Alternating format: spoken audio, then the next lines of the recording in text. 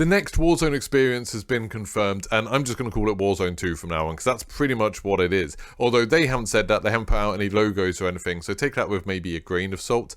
They've also confirmed that this year's Call of Duty is going to be Modern Warfare 2, so we can stop calling it Call of Duty 2022 and pretending that we don't know that it's Modern Warfare 2.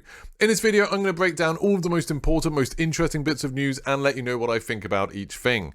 So, Warzone 2. I'm super excited that we're getting something. It's going to be built from the ground up for the current gen consoles, so the PlayStation 5, the Xbox Series X. It's also working on a new engine. And I've said Modern Warfare 2, so this year's COD, and the new Warzone experience are both going to be using this engine, but the engine has been designed with Warzone in mind. And it's something I've said about Warzone since the beginning, that it was something that was kind of cobbled together out of the Modern Warfare engine that was never designed for something on that scale. It was never meant to run maps that big, or to have player counts that high, or to have the events and all of those kind of crazy things that they tried to do. So when people expected like Fortnite events and people expected some of the coolest stuff we've seen in other battle royales, I've always been skeptical of it. I've always been sort of pessimistic and said, I'm pretty sure they can't do this.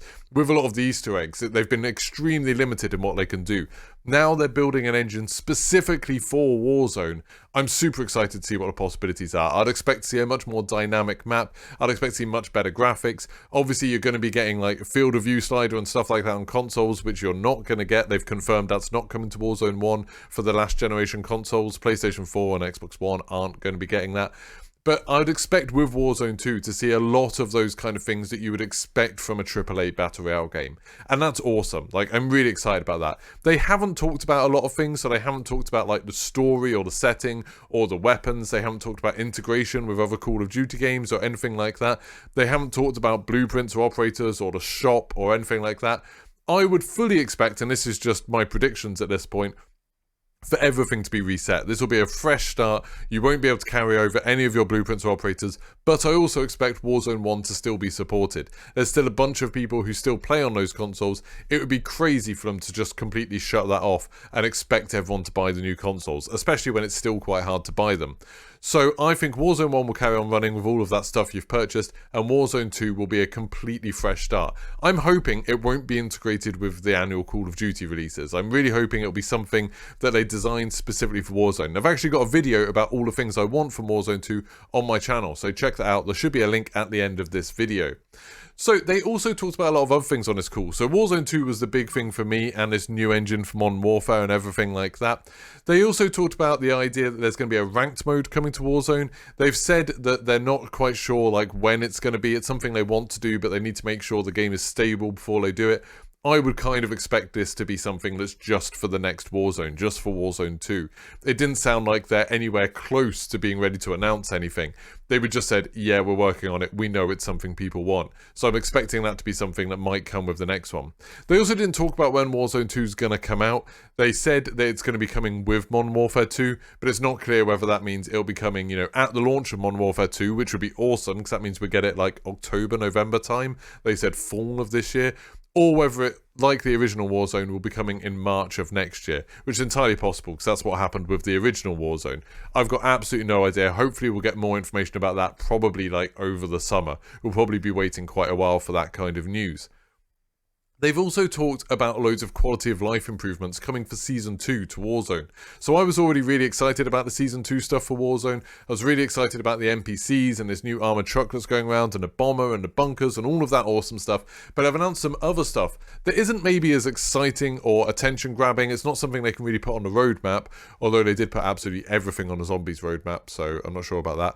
But it's something that I think is really going to change the game for the better in lots of ways. So I've picked out a few of the key highlights of some of the best things that they're adding to Warzone, or they're changing about Warzone. So the first thing is that plates will fill up the empty ones first. You know what it's like, you've got 3 plates in your armor, and if you've taken a tiny bit of chip damage on one, but you've got a whole empty one, when you put that first new plate in, it'll just fill in that tiny little bit of damage that you had missing. And that absolutely sucks, because if you're in a gunfight, that little bit of extra armor isn't going to make any difference at all, whereas a full plate will make a huge difference. Now it will fill up the full plates first, which is absolutely huge. That's going to make a big difference to the way people play. The second thing is that the gas mask is no longer going to interrupt aiming. This has been something that they've been struggling for absolutely ages. I'm glad they've got it working now. So if you are already aiming and a gas overtakes you, you will not put your gas mask on until you stop aiming. It'll be interesting to see whether like you still get the effect of the gas mask, or whether you actually need to remember to stop aiming to give yourself time to put your gas mask on. I'm hoping it's the latter, because that makes it kind of interesting. The vehicle collision is also being changed, so vehicles are going to sort of collide with less objects in the game world. I think that'll be really important with all the sort of little rocks and things like that that can mess up the vehicles at the moment. It'll be good if vehicles sort of move a bit more smoothly around the map. I'm just hoping that's not going to create clipping issues that will let people get through the map, but we'll see how that goes. Parachutes are being changed, so parachutes will now open even if you're not quite dropping as far as you would be. This is really good if you're jumping off a cliff, of which there are so many in Caldera. It's really annoying if the cliff has kind of a gentle slope and you just never open your parachute and you just kind of slide down it. Hopefully that will fix this, so if it looks like you should open your parachute when you jump off, it will actually work. Being able to open your parachute up is nearly always a good thing. There's never a time when I'm like, oh, I wish my parachute didn't open with that jump. So hopefully that'll be really solid. The last one I want to talk about is a massive thing for me, and that is that the mantling height is increased. So when you're climbing up rocks in Warzone, it's an absolute nightmare. Caldera didn't really change that much. There's some areas where it's better, but there's a lot of areas where it's just as bad. They've made it so you will be able to mantle up higher. In Black Ops Cold War, you could mantle up ridiculously high ledges, and I thought that felt really good. I really liked that kind of movement. I like the idea that if it looks like you'd be able to climb up a ledge in real life, that you'd probably be able to do it in the game. And it feels like that's what they're going to be changing for this, which is incredible.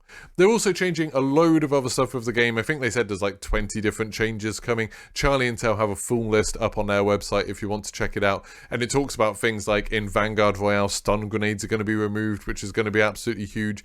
There's a few other vehicle changes like the AA guns getting more powerful, planes getting weaker. There's a lot of stuff changing. So obviously, as soon as the new update goes live on Monday, February 14th, I'm definitely going to be there. I can't wait to play Warzone. I'm more excited for Warzone now than I have been in a long while.